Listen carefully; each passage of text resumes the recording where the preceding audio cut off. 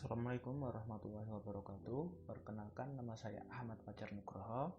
Saya dari kelas Ilmu Komunikasi A dengan nomor mahasiswa 521711018.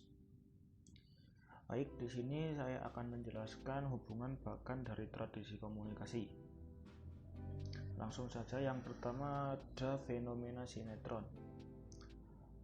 Di sini saya memilih sinetron karena sinetron dapat mempengaruhi pola pikir masyarakat, terutama kalangan orang tua seperti Mbok D, Pak D, dan lain sebagainya. Dan mereka cenderung terbawa suasana oleh sinetron tersebut. Nah, fenomena ini termasuk ke dalam teori komunikasi kultivasi. Teori kultivasi ini merupakan bagian dari kelompok teori media, dan kelompok teori media ini merupakan bagian dari cangkupan komunikasi massa.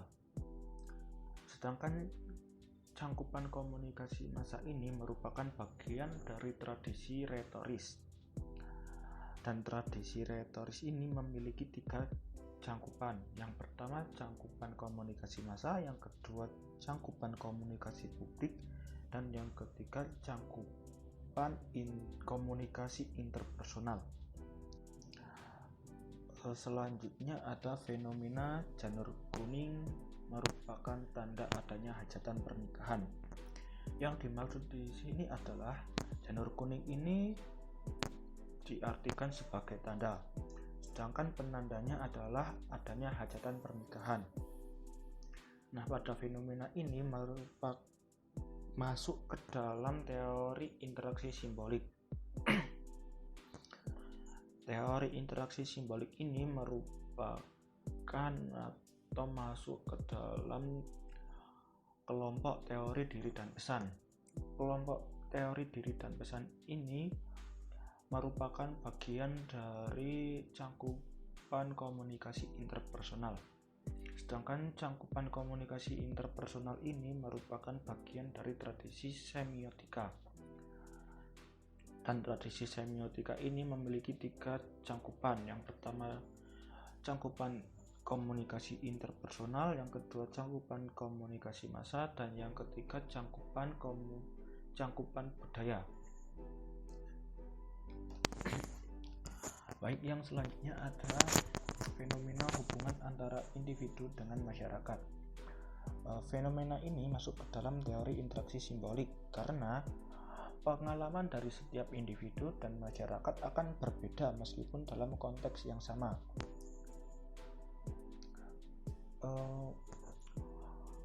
Teori ini merupakan bagian dari kelompok teori pengembangan hubungan. Kelompok teori pengembangan hubungan ini merupakan bagian dari cangkupan komunikasi interpersonal. Cangkupan komunikasi interpersonal ini merupakan bagian dari tradisi fenomenologis. Tradisi fenomenologis ini memiliki 3 cangkupan, yaitu cangkupan komunikasi massa, yang kedua cangkupan komunikasi budaya, dan yang ketiga cangkupan komunikasi interpersonal.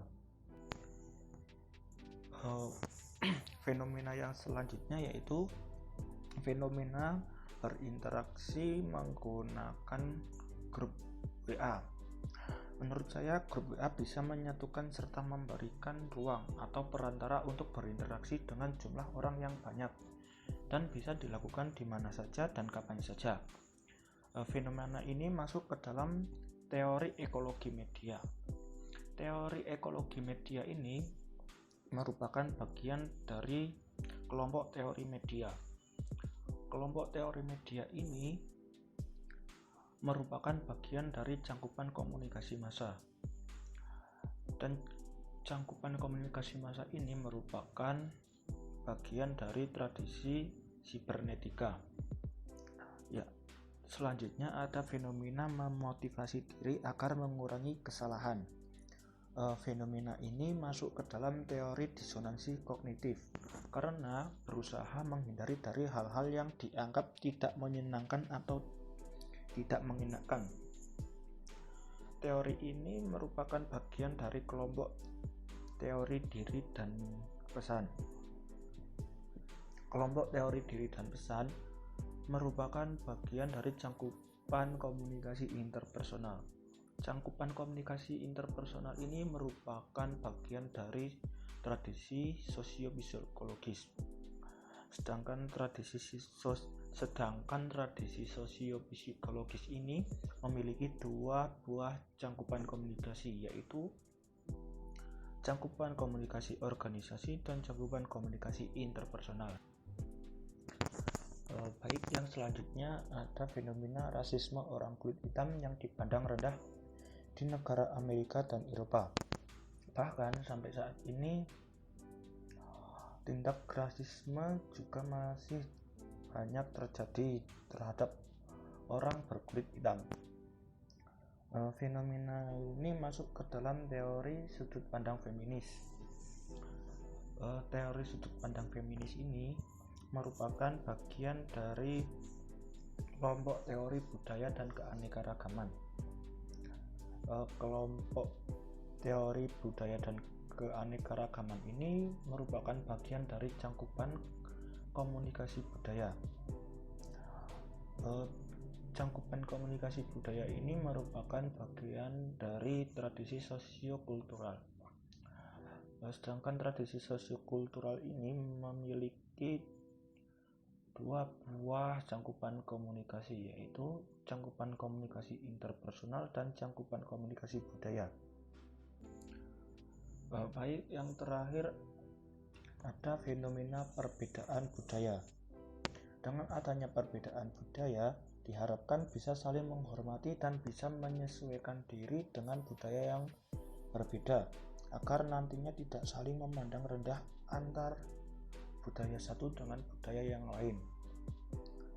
Fenomena ini masuk ke dalam teori akomodasi budaya. Teori akomodasi budaya ini merupakan bagian dari kelompok teori budaya dan keanekaragaman. Kelompok teori budaya dan keanekaragaman ini